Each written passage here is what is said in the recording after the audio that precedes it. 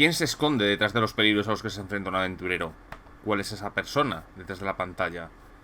¿Cuál es su labor? Hoy, en las pantallas, las guías del director de juego de Dungeons & Dragons, cuarta edición.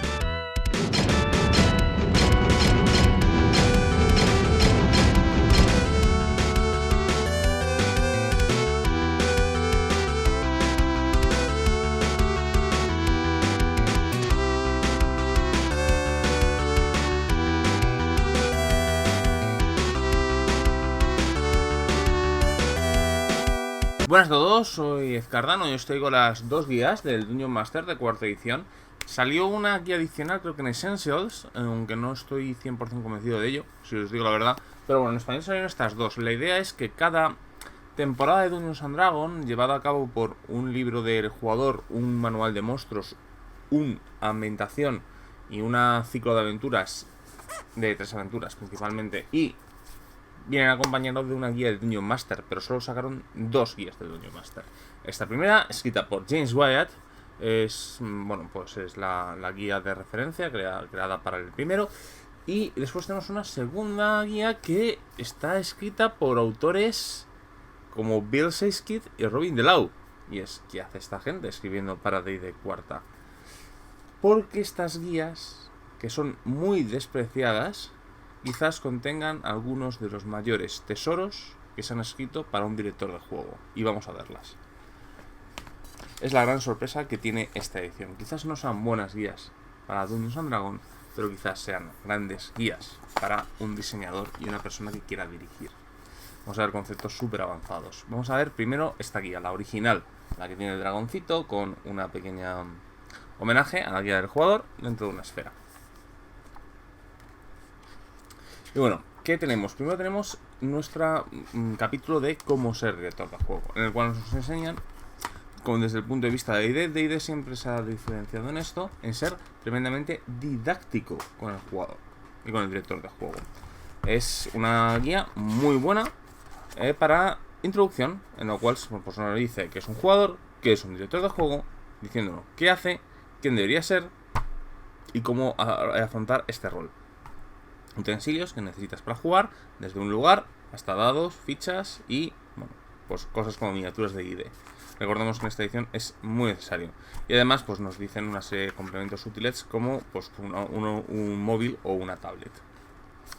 Nos hablan sobre la diversión y después nos van a desglosar los jugadores más habituales que vamos a tener en una partida de Dungeons & Dragons con sus defectos y sus virtudes.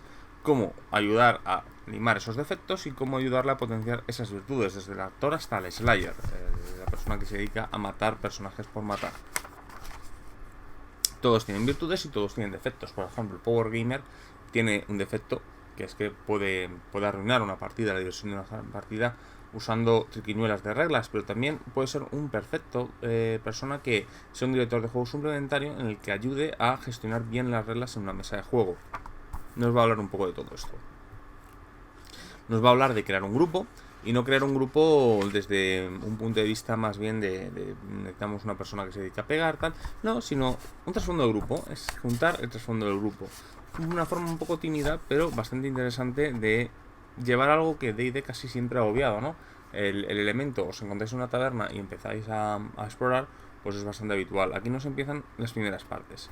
Después está el Dungeon Master, en el cual tienes los estilos de Dungeon Masters. Porque existen estilos de jugadores, pues te supone que hay una serie de estilos habituales dentro del director de juego, ¿no? Y también con sus puntos fuertes, puntos débiles, cómo potenciarlos y cómo mezclarlos. Cómo dirigir una partida de D&D, en el cual pues nos van poniendo una serie de consejos bastante tópicos. O sea, un director de juego experto de otras lecciones, sinceramente este capítulo le va a aportar bastante poco, aunque nos van a hablar, por ejemplo, cómo hacer partidas más realistas, más de suspense, más heroicas y todo tipo de formas de narración, ¿no? Una serie de cómo preparar el material adicional, desde, pues, por ejemplo, pistas o banda sonora, cómo dosificar la información, ¿no? Cómo tratar la información y dársela a los jugadores, cómo gestionar la improvisación, cómo funciona esta improvisación, con una cosa muy interesante que es di que sí. Esto pues es una premisa, no recuerdo a quién se la leí por primera vez, pero que es, di que no, pero aprende a intentar decir que sí, ¿no? Intentes jugar con un poco, diciendo un sí a una propuesta o una idea de un jugador, ¿no? O sea, no intentes ir con el palo, sino que intenta aprovecharte de sus ideas. Solución de problemas, distintos tipos de solucionar el problema, que van desde la muerte directa hasta puzzles, cómo señala el juego. Y a continuación, un capítulo. Estos capítulos son muy despreciados, aunque yo creo que el segundo tiene herramientas muy interesantes. Pero bueno, después tenemos el capítulo 3, es la gestión de los encuentros. Es quizás el elemento más útil desde el punto de vista de cuarta edición, ¿no? En el que nos habla cómo gestionar la iniciativa, cómo crear un encuentro, cómo diseñarlo, cómo prepararlo, cómo hacer que los elementos son sorpresivos, toda la gestión, todo lo que es elementos de gestión de combate, algunas reglas adicionales para cobertura, modificadores de daño, criaturas que vuelen, combatir en el agua, combatir desde una montura, enfermedades, venenos, un montón de venenos, enfermedades de ejemplo. El tema de las enfermedades de cuarta es bastante interesante, ¿no?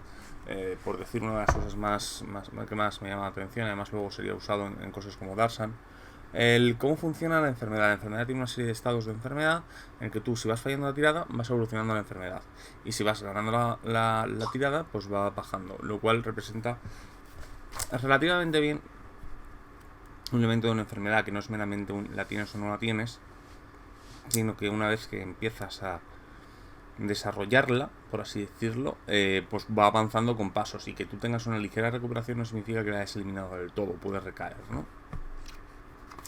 Creación de encuentros, esto es más desde un punto de vista matemático, es como crear matemáticamente los encuentros, con qué roles de monstruos vamos a tener. Esto vamos a ver cuando hablemos de las guías del monstruos.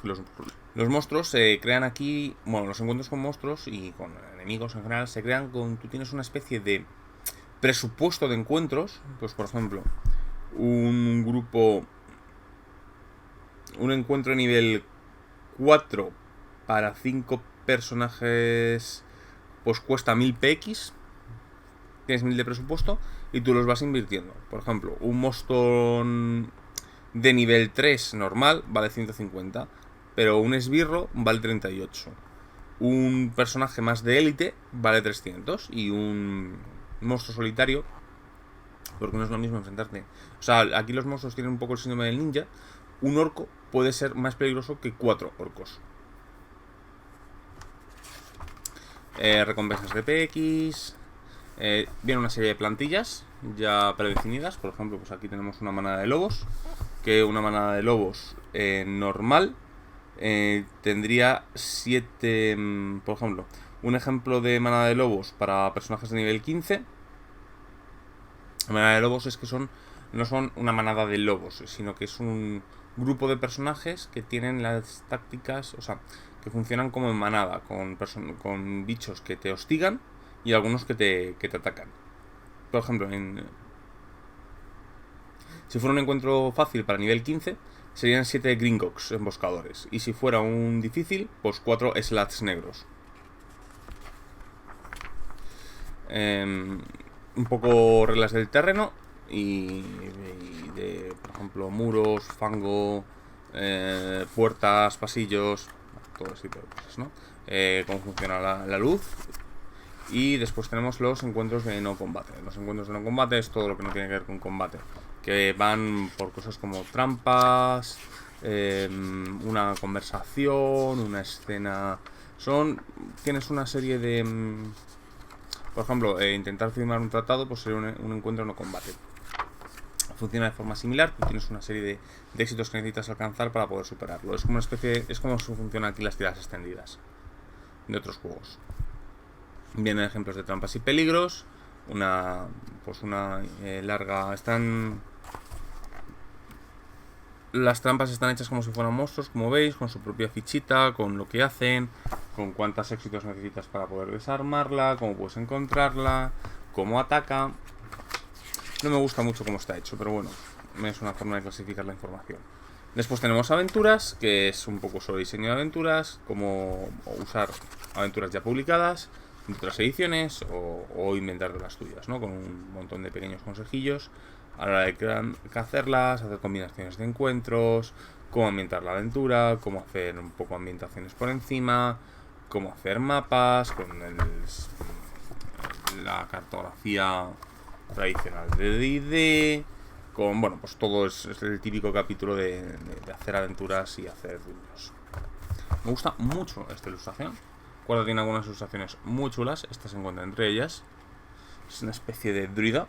¿O ¿sí, una druida? ¿Una ranger? No, es una druida, desde luego. Me gusta mucho. Me gustan mucho los druidas últimamente.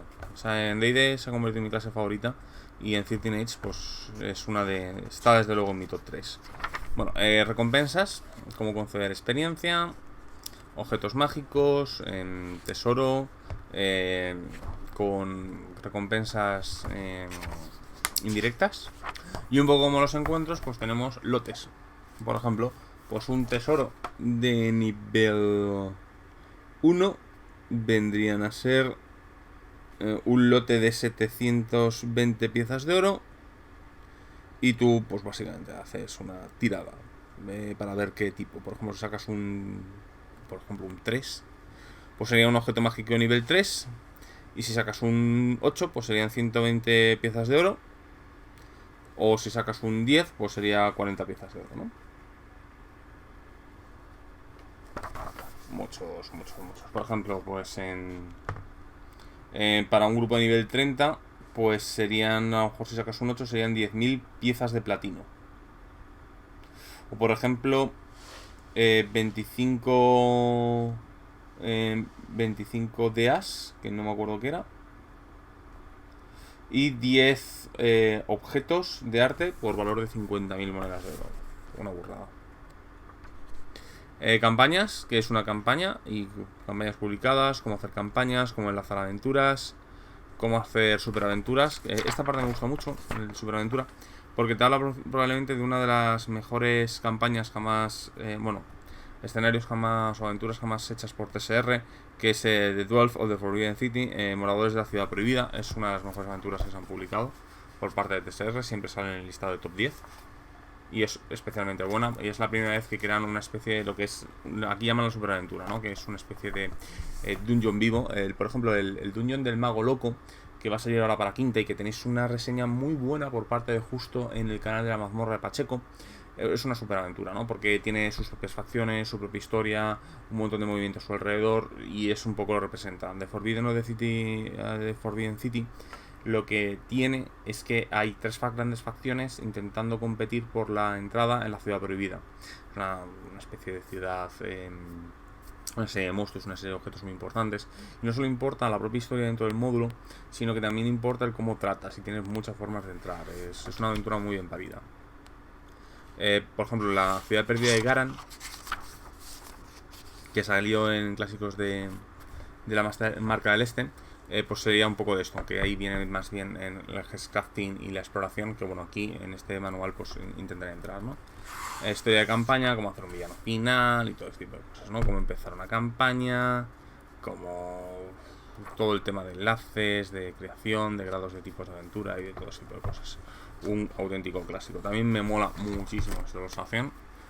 Ya digo, Guarda tiene algunas ilustraciones muy bonitas, están también entre ellas. Y nos hablan del mundo, de cómo crear una meta-ambientación de ID, ¿no?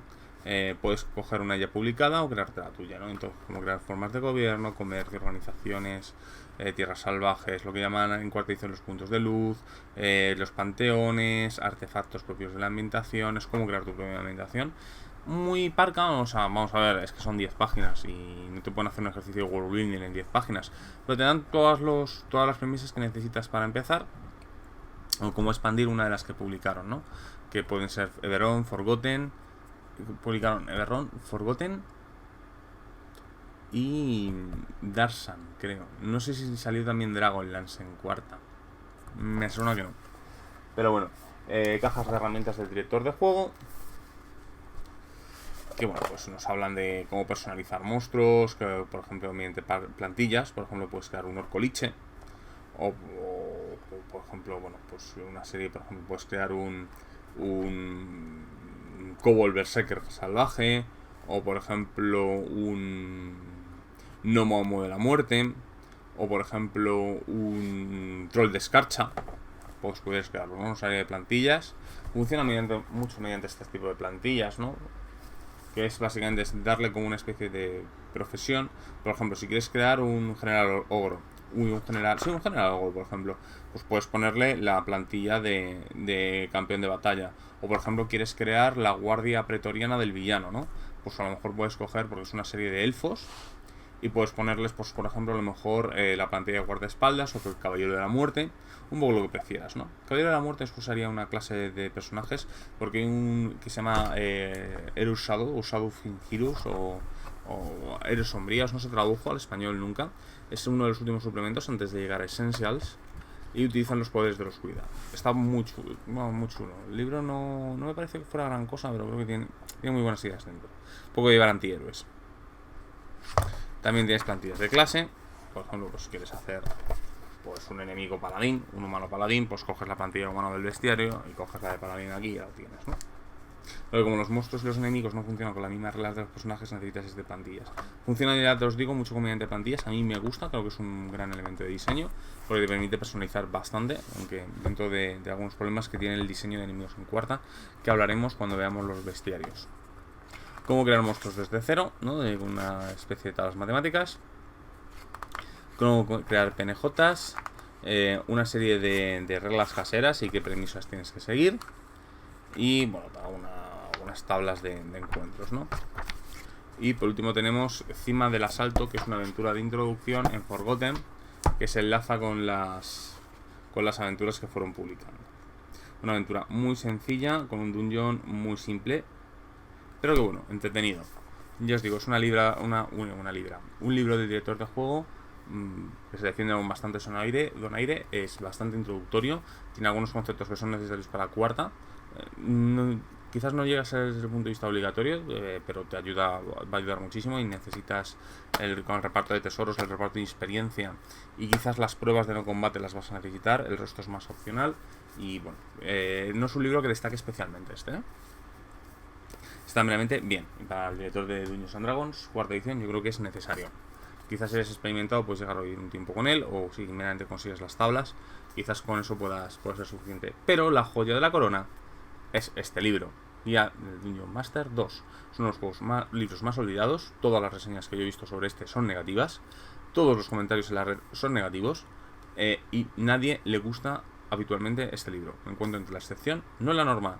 Y creo que es porque es el libro que Dungeons and Dragons no quería. Y vamos a ver por qué. Bueno, el libro, ya os digo, está hecho a 3 manos y tiene muchos elementos que nos van a resultar familiares de juegos y formas de hacer las cosas modernas. Va a hablar desde el punto de vista de, digamos, un poco de la experiencia. Lo primero que nos habla es de la estructura de la historia. Es como crear una historia con giros dramáticos, con acción creciente, con clímax, incluso haciendo caso a los jugadores. Crear una campaña de ramificación con sus éxitos y fracasos, que todo tenga al menos 2 posibles soluciones y 2 posibles consecuencias. Eso de forma simple. Un poco como hacer ramificaciones y los cooperativos, básicamente que es ayudes, o sea, hables con tus jugadores para hacer las cosas, reparto de personajes, que se creen motivaciones, interrelaciones con PNJs entre ellos, por ejemplo, que todos tengan un motivo con cada aventurero y un motivo por el que tienen algún aventurero con el que tengan una especie de problema. Cómo crear contrastes, cómo crear elementos predeterminados, cómo no decir que no, cómo crear autoridad narrativa. O sea, por ejemplo, preguntarle a un personaje, dice, ¿ha estado aquí alguien? Tú preguntarle, no sé, ¿lo has estado? Sí. Bien, ¿qué me puedes decir de este pueblo? Vale, sí, lo que dices tiene lógica, es verdad, eso ha pasado. Cómo los jugadores puedan aportar, describir. Por ejemplo, hay una escena en la que te hablan cómo describir personajes secundarios. Por ejemplo, dicen que van a contratar un guía en cierto momento dado. Viene con muchísimos ejemplos, por cierto. Contratar un guía y, por ejemplo, aquí los jugadores, pues, le dice el director de juego que describan cómo es el guía, ¿no? Entonces, pues, describen una niña huérfana con una mano mutante. Por ejemplo, hay un momento dado en el que dicen, ¿y cómo es la torre, no? Y entonces los jugadores describen la torre y además te la describen de 3 formas distintas y diciendo cómo el director de juego podría llegar a hacer las 3 formas diferentes, que te describan un poco el camino, que te describan un poco si conocen o no los PNJs que se van encontrando. Y os digo, es muchas cosas que a día de hoy pues damos por sentadas, o sea, y hemos visto en juegos más indies y más modernos que otra cosa, ¿no? Habla también de crear flashbacks, transiciones, secuencias soníricas, cosas como sueños, hablar desde el punto de vista de la cámara. Tiene un montón de cosas de forma de narración. Después, por ejemplo, tiene las fases en viñeta, ¿no? Que es un poco ir moviendo la narración como si fuera un cómic. Preguntar a los jugadores qué quieran y qué esperan, con una serie de preguntas muy interesantes que puedes hacer a los jugadores. Por ejemplo, qué lugar te gustaría visitar, o qué monstruos te gustan más para intentar potenciarlos, o si hay un monstruo que no les gusta para intentar sacarlo menos. Bueno, un jugador dice, pues me molan mucho los no muertos, pero nunca sacas no muertos, ¿no? Pues por los saques, ¿no? O, por ejemplo, cuáles son los rasgos característicos, cuáles son sus compañeros, preguntas sobre PNJs, cómo crear compañeros de los personajes, pues un montón de cosas bastante interesantes, ¿no? Cómo nivelarlo, cómo hacer para que pues los jugadores no se pasen en muchas de estas, ya que estás confiando en ellos, pues para que no se pasen, para poder coger sus ideas y a lo mejor decirle, no, mira, lo que estás haciendo quizás sea demasiado, pero ¿qué te parece si en lugar de eso hacemos esto, no? Y un poco además seguir manteniendo el misterio. Otra vez tenemos otra de estas ilustraciones. Es que me gusta mucho. Las ilustraciones de inicio de capítulo de cuarta me parece que son muy buenas. La gente dice que son muy a videojuego, pero es que yo soy muy fan de los videojuegos, entonces por eso quizás no tengo un problema con él. Los encuentros como historia, ¿no? Es qué encuentro tienes, cómo están hechos. Por ejemplo, que un encuentro sea de recuperar un objeto, o por ejemplo de intentar detener un ritual o una infiltración. Motivaciones de jugadores, aquí cogen los tipos de jugadores y te los desgranan aún más. Cómo poder, por ejemplo, un director-actor detalla más los personajes, ponle encuentros más con hablar con los personajes y con los PNJs. Un jugador más Slayer, pues que le pongas monstruos interesantes y encuentros desafiantes. Un jugador tipo explorador que le des puzzles, tierras incógnitas, motivaciones para moverse y todo ese tipo de cosas, ¿no? Tipos de encuentro para grupos más especialmente grandes, numerosos, con 5, 7, 8 personajes, igual que con a lo mejor dirigir a 1 o 2 personas. Cómo crear encuentros especiales y de desgaste, por ejemplo, pues metiendo clima frío y ese tipo de cosas. Cómo mantener a los jugadores en movimiento para que no se decidan que van a ir su tienda de ultramarinos. Tipos de terreno, por ejemplo, crear un terreno más tipo faérico, por ejemplo, con árboles venenosos, o por ejemplo en mitad de una tormenta, con cosas especiales que pueden tener. Poner objetos dentro del encuentro que pueden usar los jugadores. Por ejemplo, pues que no es lo mismo a lo mejor si juegas unas cocinas que puedas usar las sartenes, el fogón, tirar la comida a la gente, diseñar trampas con un estilo mucho más loco, mucho más raro, como por ejemplo, yo que sé, una que te va teletransportando de plano en plano y tienes que salir, pues un montón de grandísimas ideas y muy bien explicadas, ¿no? Es darle una vuelta a lo que es, digamos, la simplicidad del anterior manual y aquí darle más. Desafíos de habilidad, esto viene a ser las tareas extendidas, no me gustan, no voy a entrar demasiado en ello. Es como, por ejemplo, usar una carrera, ¿sí? Una de habilidad de atletismo. Ven varios ejemplos prácticos y varios elementos creados. Cómo personalizar monstruos. Esto es una expansión también de la anterior, dándole más a criaturas concretas. Por ejemplo, pues tienes aquí, había uno de goblins, ¿no? Bueno, los elegidos de Loth, ¿no? Pues por ejemplo tienes un culto a Loth y aquí tienes cómo meterles habilidades especiales de acuerdo con ese dios, ejemplos de creación, plantillas exclusivas y un montón de cosas. terrenos en los que te puedes enfrentar contra él, qué cosas podrían usar dentro de una escena a los que se enfrentan contra él. Vienen muchísimas de estas pseudo plantillas, vienen plantillas nuevas, porque lo anterior eran plantillas más temáticas. Por ejemplo, pues si todos los tipos que están en el mundo son sirvientes de Loth, pues todos tienen una habilidad especial, ¿no? Pero las plantillas son más bien como lo hayamos visto. Por ejemplo, pues quieres tener un ilícido alquimista, pues aquí lo tienes. O quieres tener, por ejemplo, una bestia del Demogorgon, o sea, un Slath que ha sido mutado por el Demogorgon, pues aquí lo tendrías. Lo otro es más bien, por ejemplo, si tuvieras un grupo de sectarios de Demogorgon, ¿no? Para poder, por ejemplo, un espíritu, por ejemplo, una aparición enana, un soldado del infierno, podrías tener, por ejemplo, un humano demoníaco, o un Tiflin de las legiones infernales. Más cosas de cómo crear monstruos, porque pues había problemas. En un año se descubrió que había algunos problemillas. Aventuras, cómo crearlas con formas más alternativas. Por ejemplo, conceder un don legendario. Por ejemplo, el último que golpea el corazón del dragón pues se lleve pues una habilidad especial o un objeto concreto. Cómo crear cosas únicas o referencias a la aventura, o, recompensas como títulos y ese tipo de cosas. Ya os digo, es un libro bastante chulo en ese aspecto. Cómo crear campañas, hilos de campaña específicos, un poco más de world building o de dungeon crafting, con un par de ejemplos de campañas de gente que escribió el libro. Y el libro pues termina con cómo hacer campañas para el grado Paragón, que vienen a ser personajes de nivel 10 o 20, bases de operaciones, tipos de aventuras que pueden hacer, tipos de recompensas especiales para ellos, y una aventurilla corta para ese tipo de clase de personaje y todo esto. Porque cuando salió este libro empezó la segunda fase del juego y salió la trilogía de Parangones.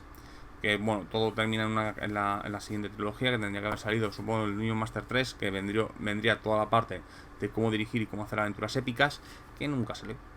Así que bueno, ya os digo, quizás yo no lo haya transmitido muy bien, pero la mitad de este libro es una auténtica joya para directores de juego. A día de hoy no tanto.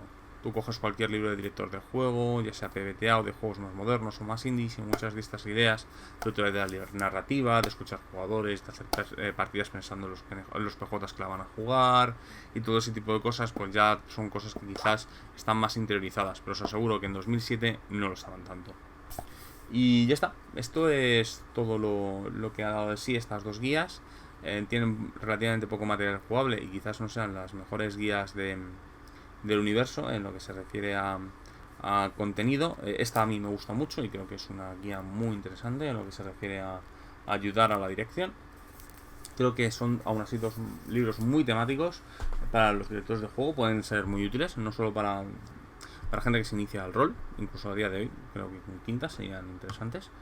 Pero bueno, lo siguiente ya veremos los bestiarios y seguiremos con nuestro periplo por analizando esta edición de D&D.